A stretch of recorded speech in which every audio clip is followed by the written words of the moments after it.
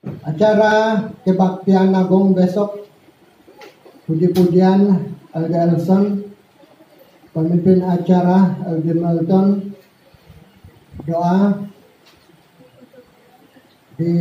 kita akan dipimpin oleh Elga Uncle Tom ataupun Elga Thomas, dan bagian persembahan saya yang mengendali Elga Wilty, dan lagu istimewa besok ialah PBUC. Tajuk pelajaran besok ialah Tuhan berehat pada hari Sabat ataupun hari ke-7 seperti dengan kita.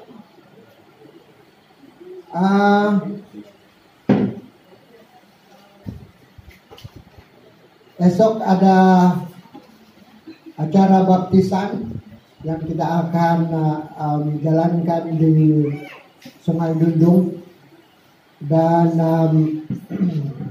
ya memang acara ini akan dikendalikan oleh pastor bersama dengan diakon dan diakonis.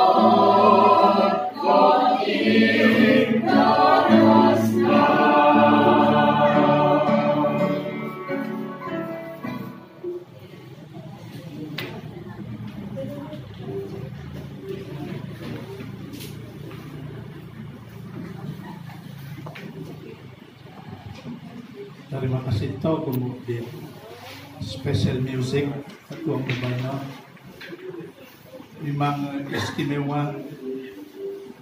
Terima kasih dan sudi ako dan minamay ang balot dahil di gereja dahil tiyanan diti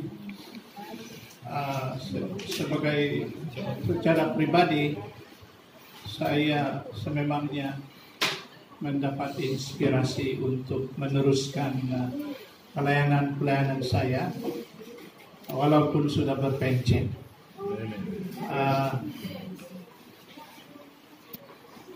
Beberapa hari yang lalu Pastor Siberunis mengatakan segera apa Pastor mahilad dahil ka Pastor Nom Elder Westmead mengatakan kita mesti ada kumpulan seperti ini di gereja induk di Rani. Dan saya tidak pandai menolak. Apalagi dengan bantuan anak-anak muda. bila saya melihat anak-anak muda di sini, mereka sebenarnya mendendangkan satu lagu istimewa semalam. Saya juga merasa masih muda. Dan dalam hati saya mengatakan saya harus meneruskan pelayanan ke gereja di mana saja yang boleh saya sampai. Puji Tuhan, dengan dua lagu yang begitu merdu, memang merdu. Pada hari Rabu saya bertemu dengan komunikasi director ataupun communication director dalam mission ini, dan saya tidak was-was untuk memberi satu cadangan kepada beliau sebab dia adalah salah seorang pelajar saya dahulu. Saya kata, pastor, ada dua permintaan saya dan kamu mesti tunai ini. Salah satunya ialah mesti ada inspection kepada bangunan-bangunan gereja di seluruh Sabah. Setiap gereja harus mempunyai signboard yang baru. Dan dia dengan tersenyum dia mengatakan, dengan kehendak Tuhan, dia kata. Dalam hati saya kata, memang itu kehendak Tuhan. Satu daripada cara kita untuk berkomunikasi dengan orang-orang di mana-mana, apalagi kalau melihat satu signboard gereja yang baru lagi menarik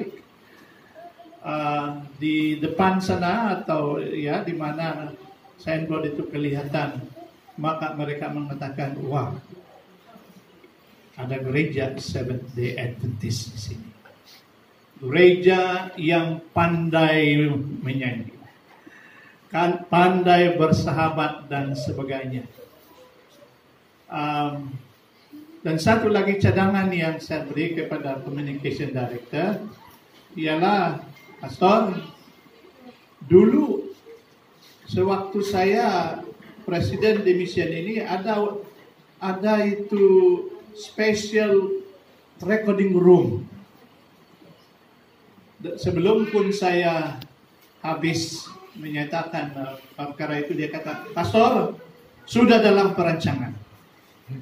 Dan pastikan semua penyanyi, rombongan penyanyi di seluruh Sabah mesti ada recording.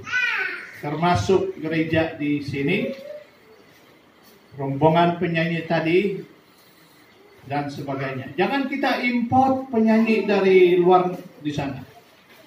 Kita harus record lagu-lagu yang begitu merdu daripada setiap rombongan penyanyi dari setiap gereja di seluruh Sabah. Karena di dalam Keluaran 20 ayat 8 di sana mengatakan, ingatlah dan kuduskanlah hari Sabat. Sebentar beberapa jam yang lalu, istri saya mengatakan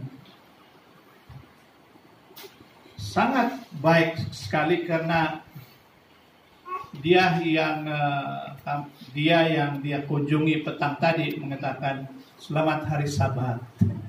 Walaupun dia bukan Advent, tetapi banyak orang Advent di kalangan wanita pergi atau datang ke tempatnya, terutama pada petang hari Jumat ataupun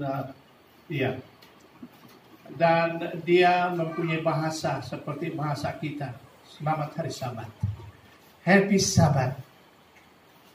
Dan sebenarnya Sabat itu adalah petanda nomor satu umat-umat Tuhan pada zaman akhir ini. Sabat merupakan ujian yang sebenar kepada setiap satu kita sebagai pengikut Yesus. Sabat is a day of rest. Berkumpul dan merayakan bersama hari Sabat yang suci. Di dalam Kejadian 2 ayat 1, 2 dan ayat 3. Mari kita semua baca ini bersama. 1, 2, 3. Demikianlah diselesaikan langit dan bumi dan segala isinya. Ketika Allah pada hari ketujuh telah menyelesaikan pekerjaan yang dibuatnya itu. Berhentilah Ia pada hari ketujuh dari segala pekerjaan yang telah dibuatnya itu. Lalu Allah memberkati hari ketujuh itu dan menguduskannya, karena pada hari itulah Ia berhenti dari segala pekerjaan penciptaan yang telah dibuatnya itu. Amin. Jelaskan. Saya masuk Google 2 jam yang lalu dan saya menaik hari Sabat di situ. Kemudian saya tekan search dan di atas sekali dalam banyak senarai di bawah. Hari Sabat mengikut Alkitab dia kata adalah hari yang ketujuh. Hari yang ketujuh. Alkitab mengatakan. Dan untuk pertama kali di dalam Alkitab kelihatan di dalam Kejadian pasal 2 ayat 1, 2 dan 3. The seventh day was blessed. Hari ketujuh itu telah diberkati dan dikuduskan. Setelah 6 hari Tuhan mencipta langit dan bumi dan segala isinya. Pada hari ketujuh Dia berehat dan menguduskan hari Sabat itu. Dan tujuannya adalah supaya setiap penyembahnya turut serta untuk menguduskan hari yang telah diberkati itu oleh Sang Pencipta. Ya. Keluaran 20 ayat 8. Ingatlah dan kuduslah hari Sabat. The Sabbath. Remember the Sabbath day dalam bahasa Inggris. To keep it holy. Itu mudah kita pahamkan. Ingatlah hari Sabat dan kuduskannya. 6 days, 6 hari lamanya kamu bekerja dan melakukan segala pekerjaan yang harus dilakukan. Tetapi pada hari Sabat, pada hari yang ketujuh, itu adalah Sabat Tuhan Allah. Allah kita semua. Perintah Tuhan. Di dalam ayat hafalan kita sepanjang minggu ini, mari kita sekali lagi sebut ini semua. 1, 2, 3.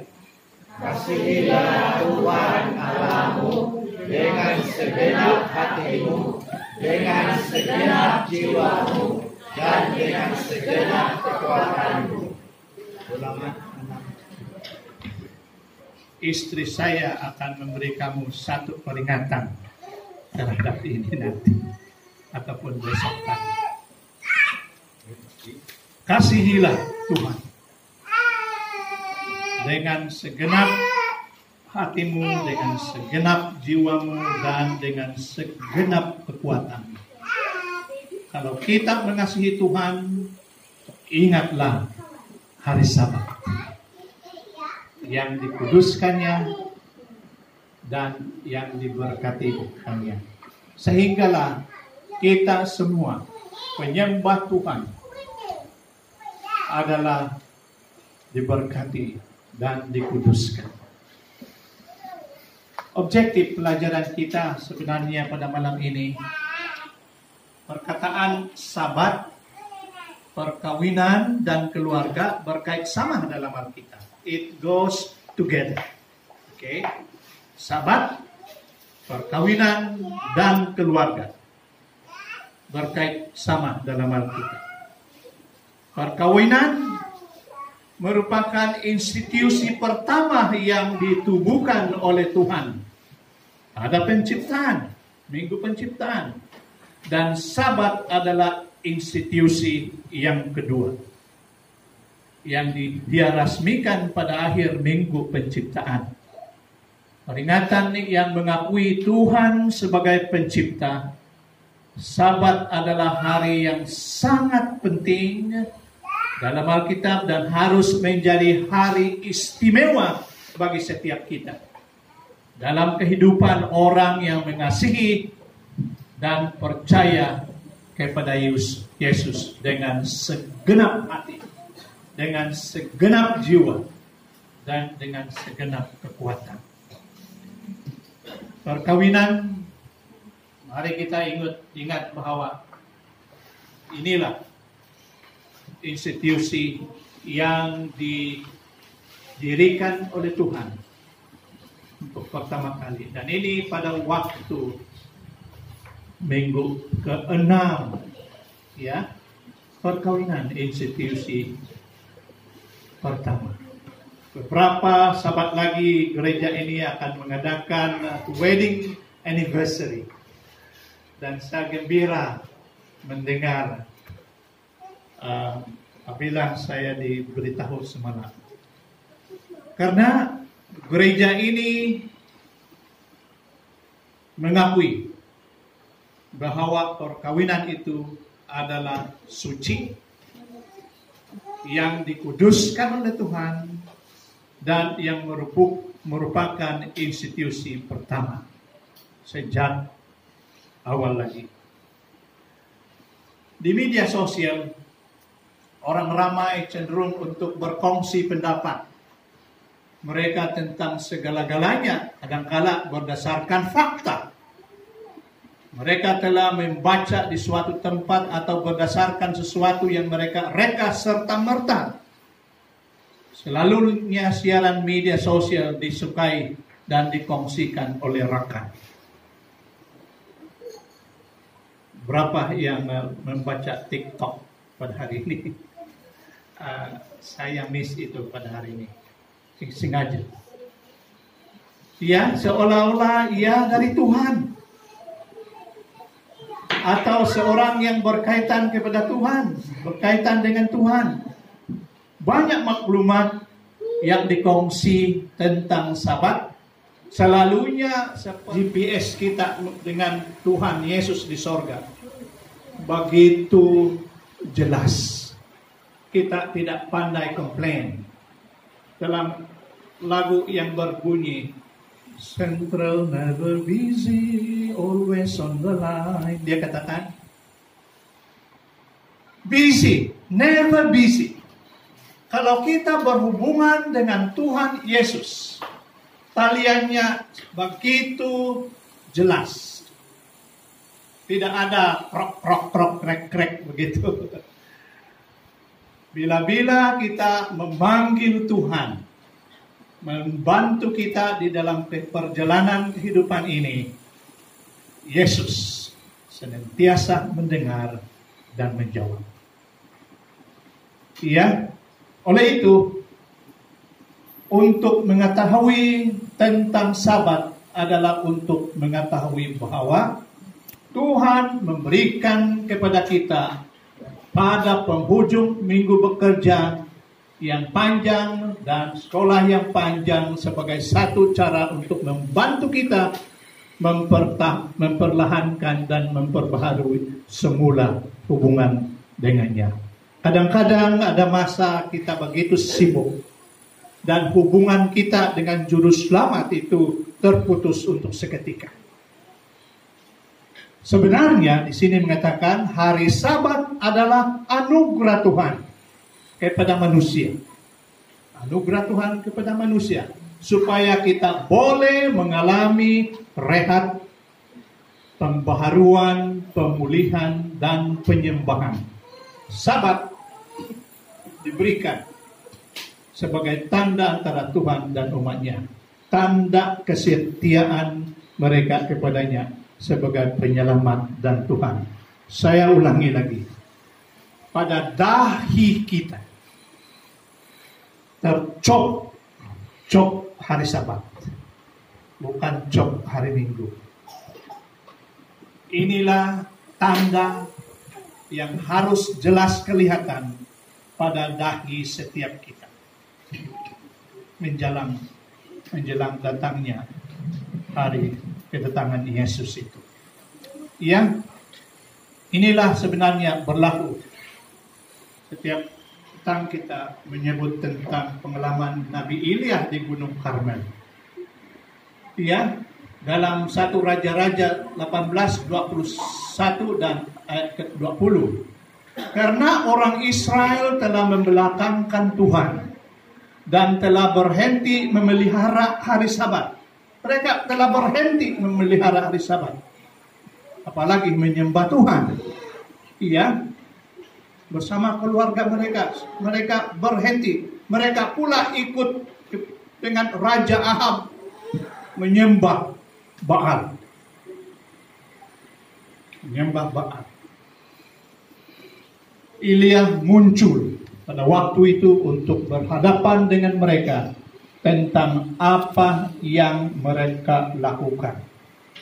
Warning yang diberinya kepada orang-orang Israel, Bani Israel pada waktu itu, datang daripada Tuhan dan sangat serius. Dia mencabar Bani Israel untuk membuat keputusan kepada siapa mereka akan sembah, Tuhan atau Baal. Dan dia membina semula mezbah Tuhan yang sudah rosak, karena ia telah dirobohkan oleh penyembah-penyembah Baal. Jadi anak-anak Israel boleh kembali membina tabiat menyembah Tuhan sorga yang sebenar. Inilah tujuan utama kita selama seminggu ini, membina semula mezbah keluarga. Pendek kata, supaya Tuhan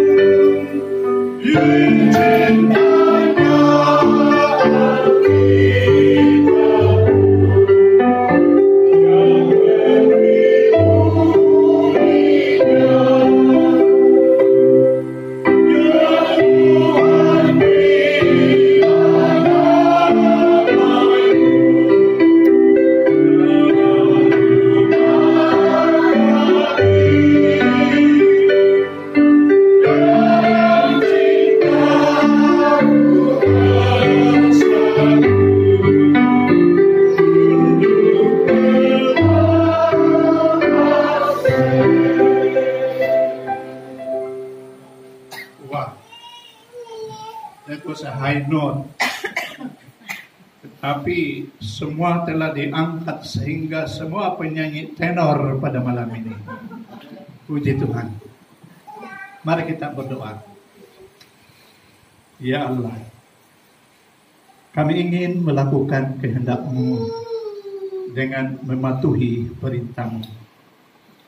Bantulah kami agar dapat menyadari serta merasai kuasa kehadiran-Mu, supaya kami dapat mengalami kuasa-Mu dalam kehidupan kami. Bantu kami untuk memilih Tuhan hari-hari ini dan setiap hari selanjutnya. Selamatkan kami apabila Engkau datang untuk mengambil anak-anak-Mu ke surga. Dalam nama Yesus. Amin. Amin. Puji Tuhan. Terima kasih. Amin.